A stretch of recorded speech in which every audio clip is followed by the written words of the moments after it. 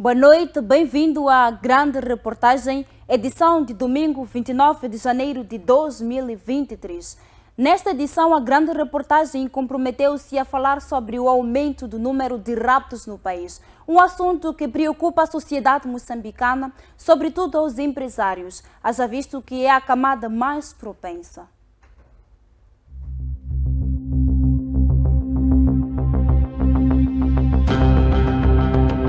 Nos últimos anos, o índice de raptos tem vindo a aumentar no país, sobretudo na capital. Esse crime tem sido protagonizado por cidadãos que desafiam o trabalho das autoridades policiais. Sem medo, os raptores seguem o movimento da vítima até o local por eles escolhido para a prática do crime. De dia, o cenário tem sido atrativo, tudo parece normal, tranquilo, mas é apenas uma aparência, pois a maioria dos raptos na cidade de Maputo tem ocorrido em plena luz do dia. No dia 28 de fevereiro de 2022, o Serviço Nacional de Investigação Criminal apresentou 3 residências luxuosas no bairro de Triunfo que serviam de cativeiro de um empresário que foi raptado no Zimpeto em 2021. Passados alguns meses, outro cenário se registrou. No dia 1 de novembro de 2022, um rapto aconteceu na cidade de Maputo, precisamente na Avenida de Angola. O refém era um dos filhos do proprietário de uma empresa de mobílias, de nome Ussana, filho do falecido Karsan, de nacionalidade belga de 32 anos de idade. O rapto aconteceu por volta das 10 horas, quando a vítima acabava de estacionar a sua viatura no seu estabelecimento comercial. Pouco tempo depois, a Polícia da República de Moçambique, na cidade de Maputo, confirmou a ocorrência. É um rapto que ocorre por volta das 10h40 na Avenida Angola, quando um cidadão de 32 anos de idade, de nacionalidade belga, é forçosamente interceptado por pelo menos 4 indivíduos, dos quais 2 destes indivíduos permaneceram na viatura e 2 desembarcaram, e são esses que forçosamente executaram, portanto, este rapto, tendo arrestado este jovem de apenas 32 anos de idade, que é de origem ou nacionalidade belga, até a viatura dos raptores, e daí colocaram-se em fuga. Quando se consumam estes atos, os cativeiros hão de ser sempre zonas residenciais. E é preciso que, porque nós vivemos nestes bairros, tenhamos atenção especial àquele movimento que vai ser incomum nos nossos bairros a partir da ocorrência. No dia 23 de dezembro, as autoridades policiais confirmaram mais um rapto em Maputo, aumentando para 12 o número de sequestros protagonizados por alegados esquadrões sem rostos, que têm como vítimas preferenciais cidadãos e estrangeiros com alguma descendência asiática. No sucedido, a vítima é Ahmad Boya, empresário e pai de Iram Issa, um advogado que se notabilizou como declarante no processo das dívidas ocultas. O rapto aconteceu no bairro de Majangalém, no centro da capital de Moçambique. Mas há uma pergunta que não se quer calar. Por que há tantos raptos? E por que as vítimas são, na maioria, empresários e estrangeiros? Quem são esses sequestradores? Estamos a falar dos empresários que viram em Moçambique uma oportunidade de criar negócios. E com essa onda de raptos, os investidores sentem-se ameaçados e inseguros em continuar no país. Face a esse cenário, o analista Augusto Pelembe diz que o país perdeu grandes investidores e, como consequência, muitos moçambicanos perderam empregos por conta destes raptos. Se olhares 10 anos para cá, são quase 300 empresários, maioritariamente de origem estrangeira, que fugiram do país. Isso tem como consequência o não investimento. E calcula-se que por ano, nesses 10 anos, houve o fechamento de quase 700 empresas. E se conjugares cada empresa, trabalham 7 ou 10 pessoas, já estás a imaginar quantos desempregados produzimos em cada ano.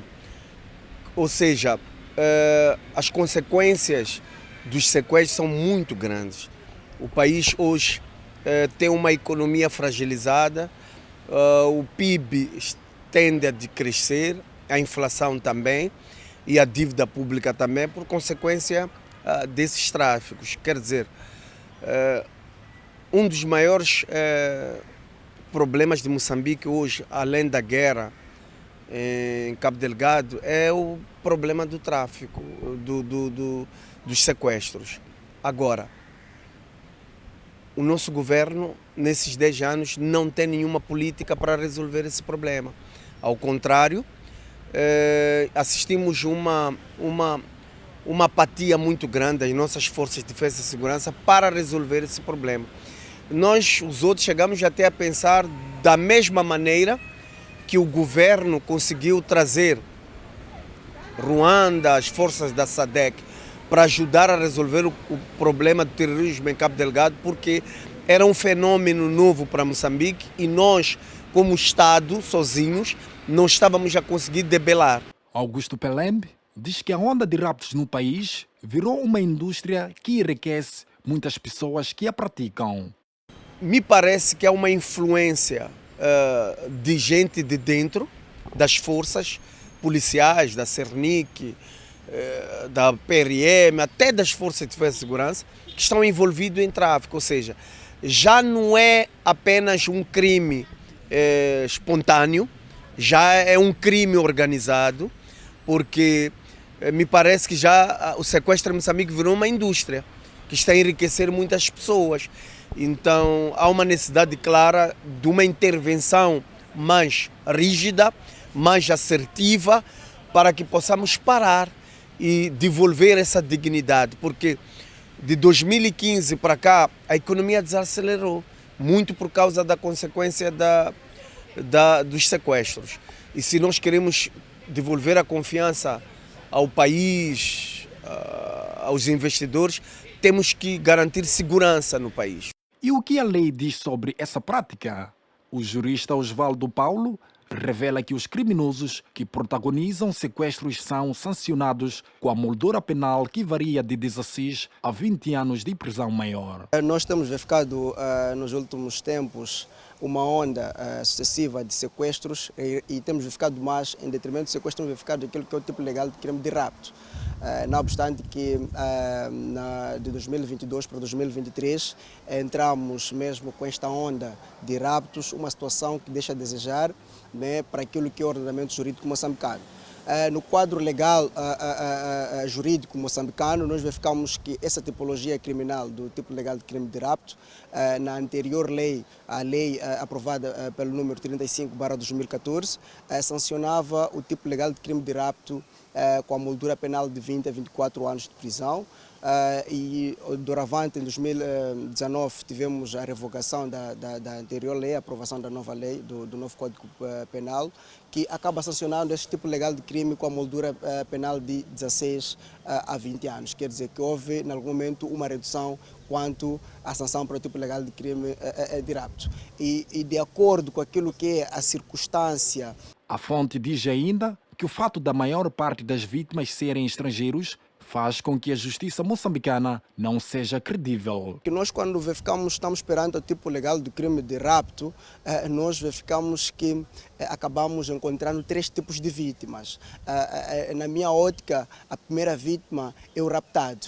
E, em detrimento do raptado, nós temos a família do raptado, que também acaba sendo vítima, porque estes raptores acabam solicitando resgate, quantias bastante avultadas, que esta família, né, tende a desencadear atos com vista a conseguir esta quantia para poder efetuar o resgate do seu ente querido. E a terceira vítima para este tipo legal de crime nós encontramos que é o Estado, porque nós ficamos que este tipo legal de crime acaba, né, abrangindo mais aquilo que são os empresários, a classe empresarial, e nós ficamos que dentro do nosso ordenamento jurídico moçambicano temos sim vários empresários estrangeiros que, quando são raptados demais, acabam desistindo de investir naquilo que é o nosso país e acabam comprometendo naquilo que são as finanças públicas do nosso país, porque nós verificamos que estes empresários acabam também, de forma significativa, contribuindo para aquilo que é o sistema fiscal daquilo que é o nosso país. Então, sendo raptados, acabam abandonando Moçambique, comprometendo aquilo que é as finanças públicas do Estado moçambicano. Por outro lado, Osvaldo Paulo diz que as autoridades policiais deviam reforçar a segurança na via pública. De acordo com aquilo que é o cometimento desse tipo de crime, eu acredito que não havia necessidade do legislador poder reduzir ou atenuar aquilo que é essa moldura penal. Nós verificamos que o fim que os incursores, os criminosos têm para quando cometem este tipo legal de crime acaba sendo mesmo uma extorsão. A extorsão, daí que é necessário que esta segurança, porque nos termos constitucionais todos nós temos o direito à segurança, não é, e à tranquilidade, é necessário que as nossas forças de defesa, não é, a PRM e demais, possam reforçar mais aquilo que é a segurança dos cidadãos no seio das vias públicas e demais. Porque nós verificamos que este tipo legal de crime, o palco para o cometimento deste tipo legal de crime tem sido a via pública. Daí que é necessário que a polícia possa reforçar mais aquilo que é a vigilância no seio da via pública para poder, em algum momento, evitar e poder, em algum momento, frustrar aquilo que são as ações desses raptores. Quem também defende essa ideia é o analista Augusto Pelembi. A justiça moçambicana, muitas das vezes, ela é forte para os fracos e fraca para os fortes. E se for já olhar nas investigações ou nos crimes passados, há envolvimento de altas figuras desse país, e das forças de defesa e segurança, da polícia. E isso dificulta muitas das vezes a justiça ser feita. E o que transmite lá fora? Quando há envolvimento de juízes, da polícia, de quem deve garantir a justiça, é que está envolvido em atos de raptos, de corrupção. Então, automaticamente traz essa desconfiança até do mundo fora. E isso tem como consequência o medo que as pessoas têm de vir a Moçambique investir. Hoje, sabes, os que continuam a investir são obrigados a pagar uma taxa para não ser sequestrados. Os que estão aqui e ainda não foram vítimas é porque estão a pagar uma taxa. Então, com a apatia do governo, com a apatia das nossas autoridades, está claro que aqui nós estamos perante um crime qualquer, é um crime organizado que está enraizado até dentro do sistema judiciário nosso. Não podes negar quando há a suspeita de termos até na Assembleia da República um barão de drogas. Então, ou seja, todo o nosso sistema está infestado de gente que a tendência é dilapidar o bem público, a tendência é roubar o Estado, a tendência é fazer com que Moçambique se torne cada vez mais pobre. E ressalta a necessidade de não implicação da política na justiça. Primeiro, nós temos que ter uma justiça independente, ter uma polícia republicana, ou seja, a despartidarização do Estado. O Estado deve ser despartidarizado, porque a partir do momento que nós misturamos a política com as instituições de direito, aí confundimos essas instituições, porque há uma proteção muito grande de políticos, bandidos, políticos ladrões, porque quem empossa hoje a procuradora é o Presidente da República, quem empossa o Presidente do Tribunal Administrativo, Tribunal Supremo, Tribunal, Conselho Constitucional, tudo depende de decisões políticas, e isso em algum momento compromete como é que posso dizer, esta pureza da nossa justiça. Porque se a justiça estivesse longe das amarras políticas, certamente teríamos um Estado sério, um Estado puro, porque se for já olhar, fazer um direito comparado no Brasil, por exemplo, um procurador é eleito entre seus pares e tem um mandato de 8 anos, seja 8 anos. Ele não depende de um acordar de um chefe do Estado para a sua exoneração. E isso lhe dá liberdade até de condenar um presidente. Aqui em Moçambique, um procurador não pode fazer isso.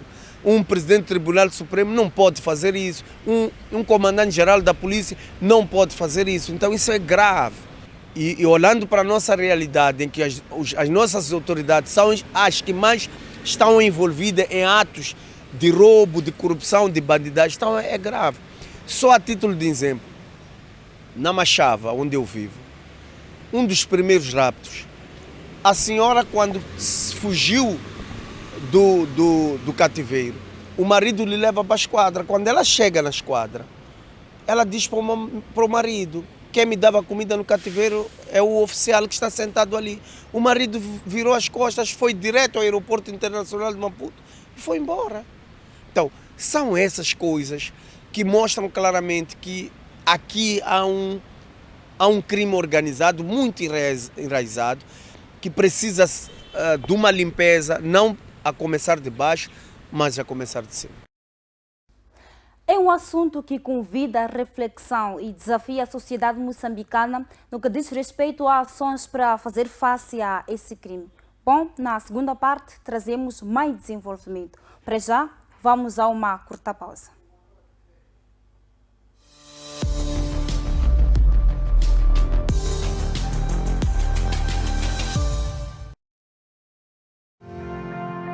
Estimado internauta e telespectador, acompanhando os problemas sociais do país, a FTV traz para si, de segunda a sexta-feira, o programa Vuvuzela.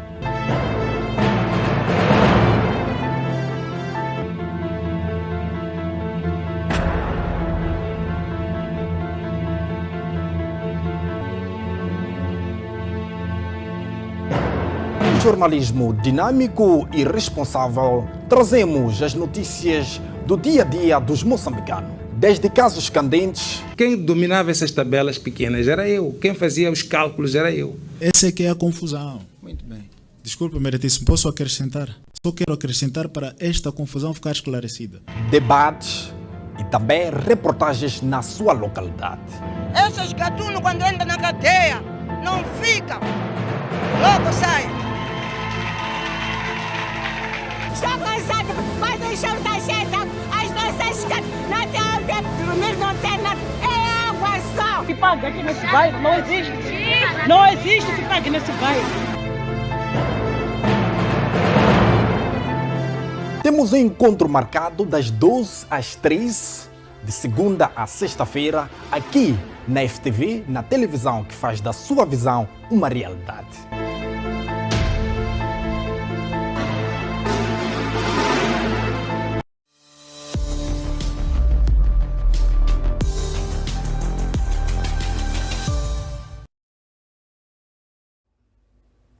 Uma vez mais, boa noite.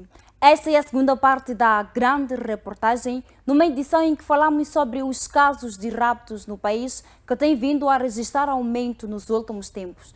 Será que esses atos têm algum impacto psicológico nas vítimas ou nas famílias das mesmas? Será que existe algum trabalho que está sendo levado a cabo para fazer face a esse mal? Isso é o que vamos saber já. Sequestros, uma prática cujas consequências são diversas.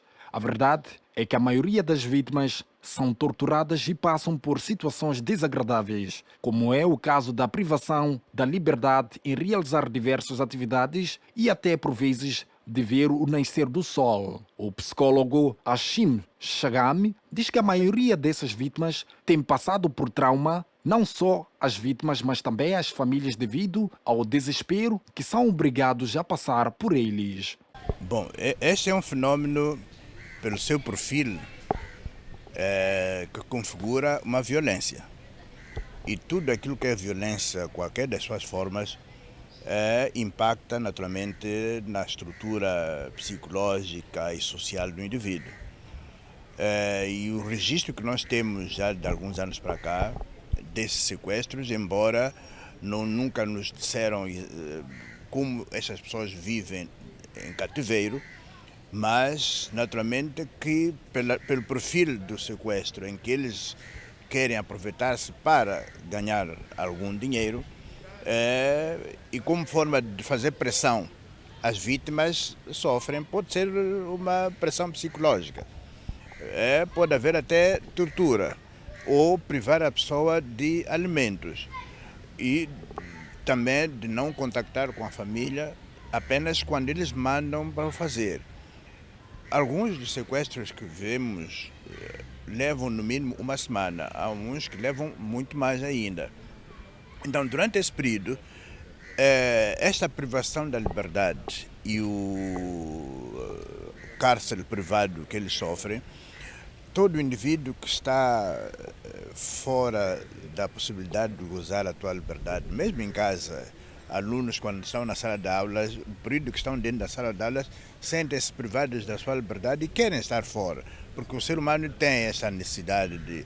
Então, aqueles que estão a ser privados da sua liberdade por conta do sequestro e pelas características, primeiro psicologicamente a pessoa fica abalada, emocionalmente instável, e um certo processo de criação de trauma que vai começando com esses medos, com a insegurança, com a impotência e a indefesa, que depois de algum tempo vai se instalando gradualmente este trauma.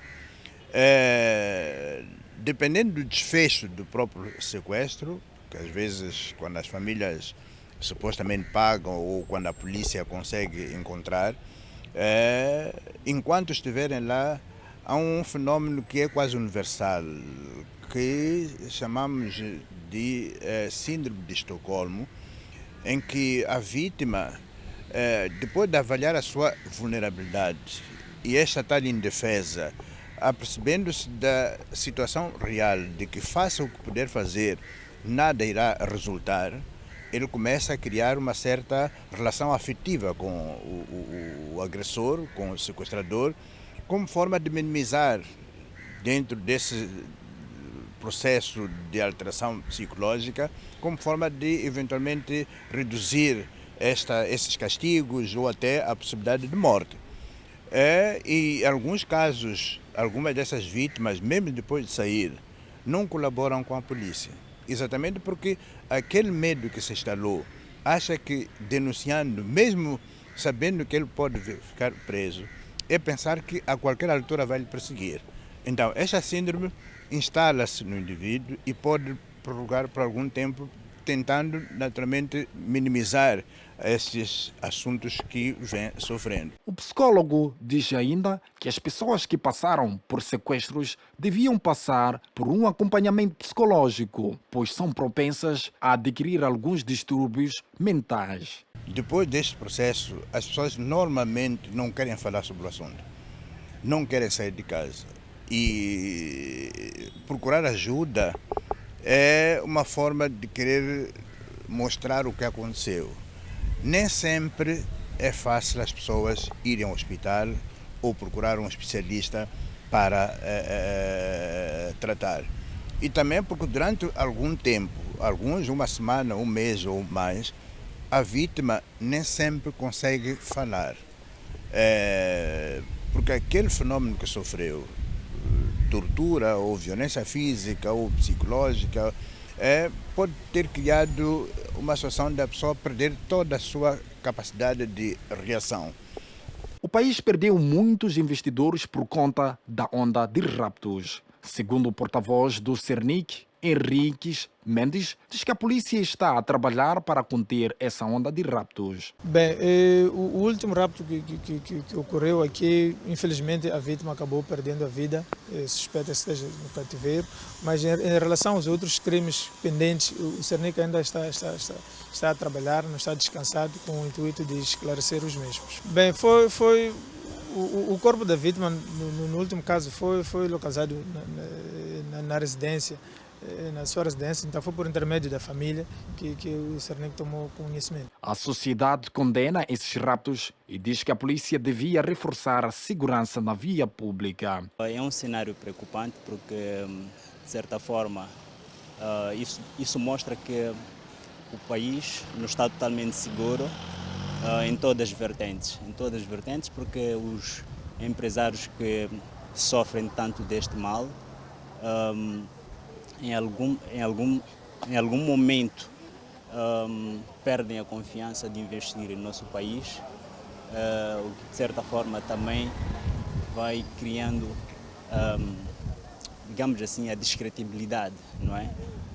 Para certos investimentos que agregam valor para o nosso país. Então, se este cenário continuar assim, nós vamos perder confiança internamente, assim como externamente. Bom, eu penso que são vários fatores. A vigilância da polícia, se calhar, pode ser um dos fatores. também é preciso entender quais são as pessoas envolvidas neste processo. Em alguns casos que nós já ouvimos nas redes sociais, nas comunicações sociais, é que alguns polícias são envolvidos. Então, eu penso que são vários fatores que falham ou que podem estar envolvidos neste processo. Está cada vez mais pior. Eu acho que a polícia devia ver o que faz com isso. Não é porque talvez eles não sabem quem são as pessoas que fazem essas coisas, não. A polícia deve trabalhar mesmo, principalmente na cidade.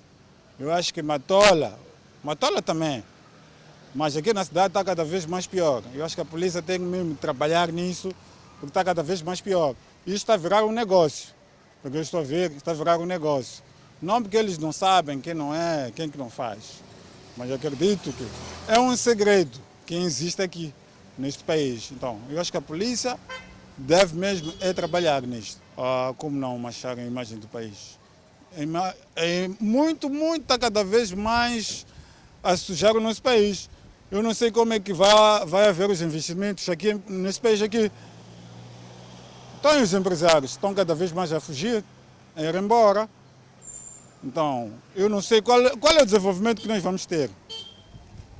Qual é o desenvolvimento que a gente vai ter aqui nesse país? Isto está a virar um negócio. Então, temos que ver mesmo nisto, como é que se resolve. Porque a comunidade, a humanidade não está a aguentar. A humanidade não está a aguentar. O estranho principalmente são os muçulmanos, os indianos. Não digo que os negros não estão nisto, não. Mas que eu vejo mais são os muçulmanos, os indianos. Então, eles também, não digo, são moçambicanos. São nossos moçambicanos, nasceram cá, mas da maneira que está, é capaz do país destruir. O país vai se destruir. Eu acho que mancha a imagem é feio, né? Mancha a imagem do próprio país. Eu acho que sim, faz, sim, influencia negativamente em muitos aspectos. Outra questão pode ser, se calhar, a falta de oportunidades, né? Então as pessoas têm falta de oportunidades para poder sobressair na vida, então acabam entendendo que se calhar seja melhor se envolver nesse tipo de movimento, né? Associam-se a um grupo para poder garantir alguma coisa, né? Algum ganho, então acham que aquele é o melhor caminho e pronto. Em nenhum momento acho que seja uma boa coisa, né? Porque suponhamos, imagine, né? Eu também não gostaria de estar numa situação dessas em que sou raptado por alguém que acha que depois vai pedir um resgate. Quer dizer, é complicado, né? Não é boa coisa, eu acho. É uma situação que tem preocupado a sociedade, pois só no ano passado, segundo dados revelados pela Polícia da República de Moçambique, o país registrou mais de 3 casos de raptos. Esse foi o assunto que mereceu destaque na presente edição da Grande Reportagem. Chegamos agora ao fim, com promessas de trazer mais no próximo domingo. Boa noite e votos de uma semana laboral produtiva. Até mais.